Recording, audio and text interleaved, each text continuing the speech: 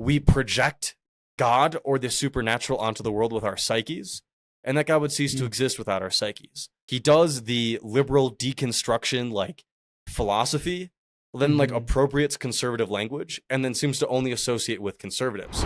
Peterson isn't dumb, like he's aware of how things get interpreted, but he makes a lot of money by being particularly obtuse in a way that is commonly taken in a way that he didn't actually intend.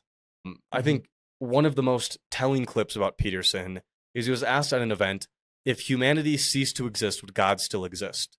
Which to your average Christian who kind of like sees an ontological or metaphysical realm would be like a really easy question, right? God existed before time, space, and matter, before humanity. And if the universe was wiped out of existence, God would still be this all-powerful sort of entity. But Peterson seemed to waffle over the question, wasn't sure how to answer the question. And by virtue of him being unsure about the question means he does not believe in the way that the average Christian believes. Do you think that if all humanity were to cease to exist, does God still exist? I don't think I know how to answer that.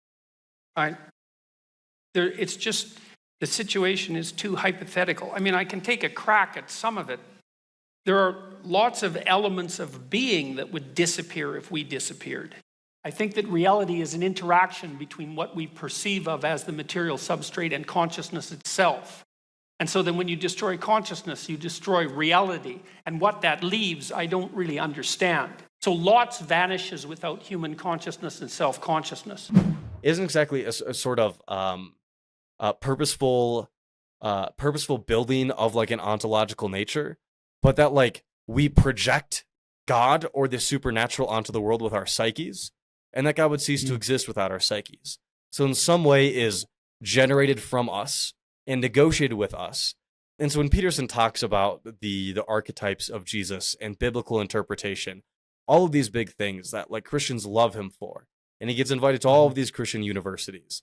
And at the end of the day, he's deliberately choosing words and knows how people interpret those words to be, and is okay with people wildly misinterpreting them. For example, on the episode that I did on Jubilee, when I said my background's in in studying to become a Catholic priest, a lot of people interpreted that to be like I was some high-ranking seminarian, which is not true.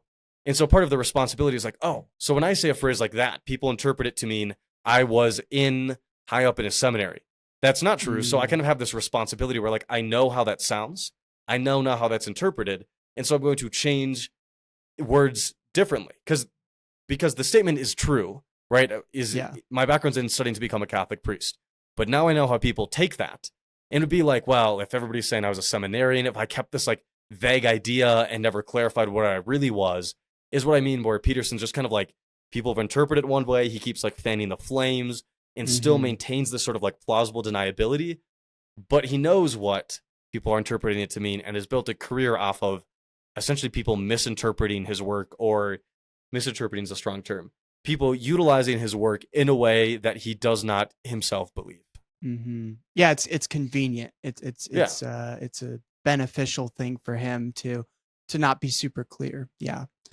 Wow, that's super fascinating. You mentioned the idea also earlier that in Peterson's concept of God would not exist without us, in a sense. And the crazy thing when it comes to that is most of the biggest like philosophical arguments for God, things like the contingency argument or the Kalam cosmological argument, the moral argument, all of these get to this idea of God, which is totally opposite of what Peterson believes, which is a God who is fundamental to the universe. There is no universe. There is no human beings. There is nothing unless there is a God. And yet Peterson's God does not exist in that realm at all. But instead, he's more of a contingent truth. His God is contingent upon us humans.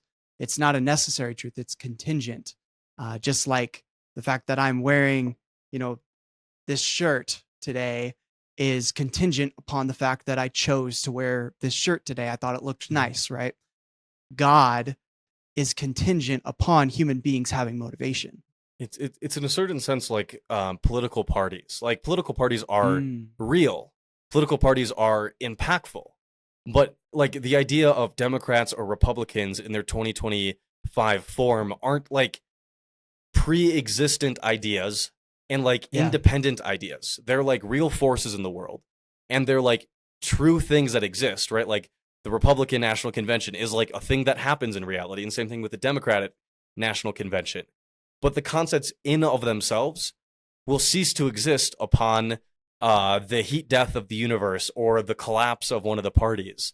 Like they are real. We can interact with them. They are objectively existing, but they don't exist outside of our imaginations, outside of our projected consciousness. And that's where I find the weird thing with Peterson, where a lot of his concepts are stuff that you'd hear at like liberal seminaries, right? Did like Jesus really exist and like die for sins? Like that's the stuff you see at like woke feminist seminary with like the giant pride flag up front, right? And which is like awesome. And like those are great conversations. My really only problem with Peterson is that like he does the liberal deconstruction like philosophy, then like appropriates conservative language, and then seems to only associate with conservatives. Where his frameworks help me broaden my ideas of what religion and what spirituality can be, has helped me become more accepting of different religions that are out there and different spiritualities or lack thereof or cognitive processes. Like it has expanded my horizons. And if Peterson, all he did was like talk about these concepts and interview people all across this phenomenon of religion, it would be like congruent. But it's this weird, like he's trying to import and then mask these liberal ideas and then used it as a tool to only propagate dogma and conservatism. This is a piece of a larger conversation that I had. You can watch the full episode by clicking here, or listen to it on Spotify, Apple Music, and wherever you listen to podcasts by searching for Truth and Tradition. I'll see you guys there.